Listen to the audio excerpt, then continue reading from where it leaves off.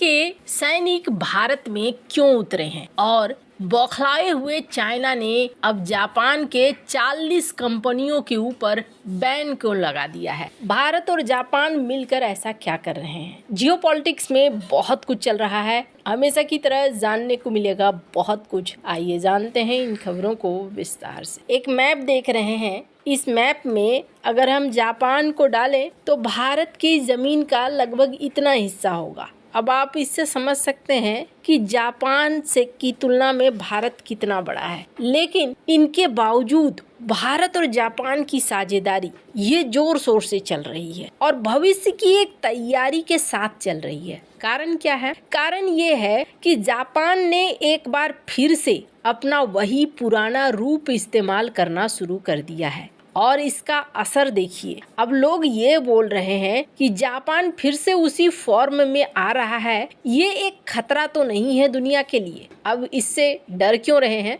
दरअसल डरने के पीछे कारण ये है कि एक ज़माने में जापान ने पूरी दुनिया को हिलाकर रखा हुआ था और अब जापान के डिफेंस मिनिस्टर हो या फिर उनकी पीएम हो, खुल्लम खुल्ला अपनी बात रखती हैं। पहली बात तो ये कि जापान अब ये कह रहा है कि हम सिर्फ हथियार बनाएंगे ही नहीं बल्कि हम बेचेंगे भी। वहीं दूसरी तरफ दासिक सिम्बुम की इस खबर को देख सकते हैं, जिसमें जापान स्ट्रॉन्गर डिफेंस चाहता है पैसिफिक आइलैंड के देशों के साथ। कई ऐसे देश हैं जिनके साथ अब ये खुल के बोल रहे हैं कि हम आपके साथ डिफेंस एग्रीमेंट करना चाहते हैं, हम उसी तरीके से बढ़ना चाहते हैं। स्क्रीन पर एक आर्टिकल देखिए, जापान का हार्ड पावर के रूप में आगे बढ़ना क्या साउथ ईस्ट एशिया के लिए खतरा है। ये एक आर्टिकल छापा गया है। इनको पुराने दिन याद आने लगे कि किस तरीके से जापान ने परेशान करके रख दिया था चाइना को, साउथ कोरिया को और विश्व युद्ध का आखिरकार कारक बना था। अब वही जापान अपने पुराने फॉर्म में वापस आ रहा है। जापान टाइम्स की एक खबर देखिए, जापान अब पार्टनरशिप करना चाहता है यूरोप के डिफेंस सेक्टर के साथ। और अभी क्या है, अभी अमेरिका की एक मौन सहमति है कि ठीक है भाई, आप आगे बढ़ो, अब हम आपको रोकेंगे नहीं। एक जमाना था जब अमेरिका ने पाबंदियों पर पाबंदियां लगाया था, पर अब एक समय है जब अमेरिका पाबंदी नहीं लगा रहा है। अरब न्यूज की इस खबर को देखिए, जापान मिसाइल्स डिप्लॉय करना चाह रहा है, एक मिसाइल सिस्टम को डिप्लॉय करना चाह रहा है। कुछ द्वीप हैं, उन द्वीपों को ऊपर जो वो ताइवान से नजदीक है। साल 2031 तक में अपनी ये डिप्लॉयमेंट पूरा करना चाहता है और ये इसके डिफेंस मिनिस्टर खुल के बोल रहे हैं। पहले ऐसा नहीं हुआ करता था कि खुल के इनके डिफेंस मिनिस्टर ऐसा कुछ कहें। अब ऐसे में जैसे जैसे ताकत बढ़ रही है, चाइना को टेंशन होना शुरू हो चुका है और चाइना ने क्या किया है,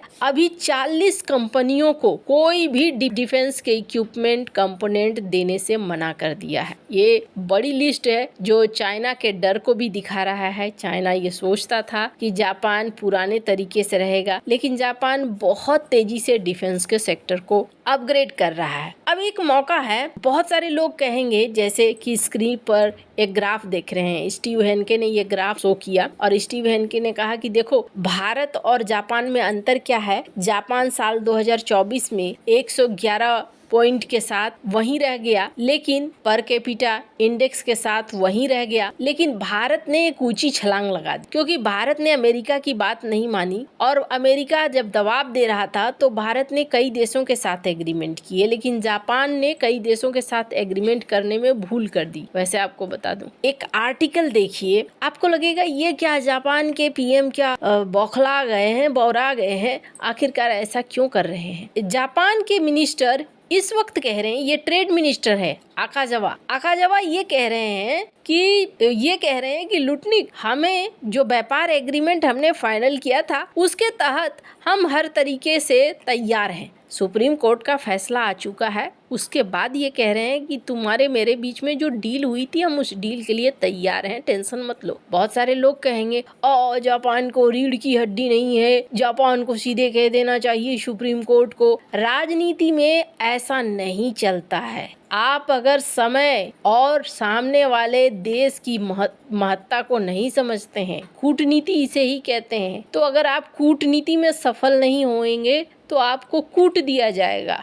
और सबल हमेशा निर्बल पर भारी पड़ता है। और खास करके जापान इस वक्त बहुत अच्छे से समझता है कि मैं ग्रो कर रहा हूँ, मुझे छूट मिली है और मैं एक बार फिर से शक्तिशाली हो जाऊं तो फिर मैं कोई बात कह सकता हूँ। अभी मेरी औकात उतनी नहीं है कि मैं एक नया बात छेड़कर अमेरिका के साथ पंगे लूं। अब इससे आप समझ सकते हैं तकाइची बहुत बुद्धिमान है, समय को समझती है। और ये ना हमारे इतिहास में भी है। अगर आप देखेंगे तो भारतीय इतिहास में एक आध शासक ऐसे भी हुए हैं जिन्होंने जंग का मैदान छोड़ दिया, घास की रोटी खाई, जंगल में दिन बिताए, फिर से सेना को संगठित किया और फिर से वापस आए। तो यही होता है तरीका। अच्छे भय अटल, प्राण गए निकल, वो वाली स्थिति दुनिया में नहीं चलती है। कूटनीति एक बड़ा अस्त्र है और इस वक्त जापान समझता है कि उसे अमेरिका की जरूरत है। वो उसी कूटनीति पे चल रहा है कि भाई सुप्रीम कोर्ट का फैसला चाहे जो हो, मैं आपके साथ उसी एग्रीमेंट को रखने के लिए तैयार हूँ, मैं आपसे फाइट नहीं करना चाहता हूँ।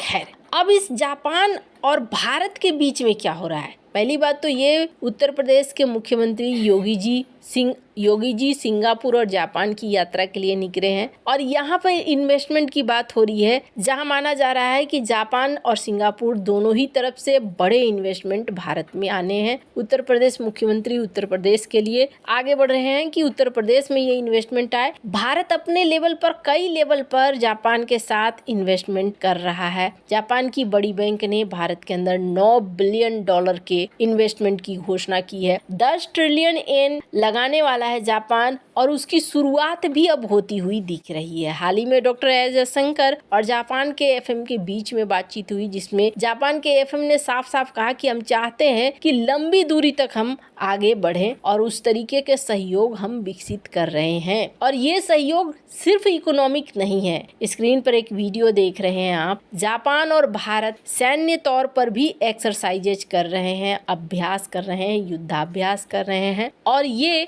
एक बहुत ही बढ़िया बात है। और सबसे बड़ी चीज ये है, मैंने पहले भी कहा है, आप धीरे धीरे देखोगे उभर कर निकल कर एक गठबंधन आता हुआ दिखेगा आपको। जापान, इजराइल, भारत, रूस, ये वो देश रहेंगे, 4-5 देश जो एक दूसरे के प्रति विश्वासी रहेंगे। इजराइल और रूस के बीच तो भले टेंशन हो, लेकिन भारत रूस, भारत इजराइल, भारत जापान, ये रिश्ते बहुत ज्यादा काम आने वाले हैं और दुनिया की संरचना को बदलने वाले हैं। और यही वजह है कि भारत जापान, इजराइल जैसे देशों पर बहुत ज़्यादा भरोसा भी कर रहा है। बहुत तेजी से इन्वेस्टमेंट से लेकर डिफेंस पार्टनरशिप दोनों को बढ़ा रहा है। वैसे जापान ने कई हथियार भी परीक्षण किए हैं।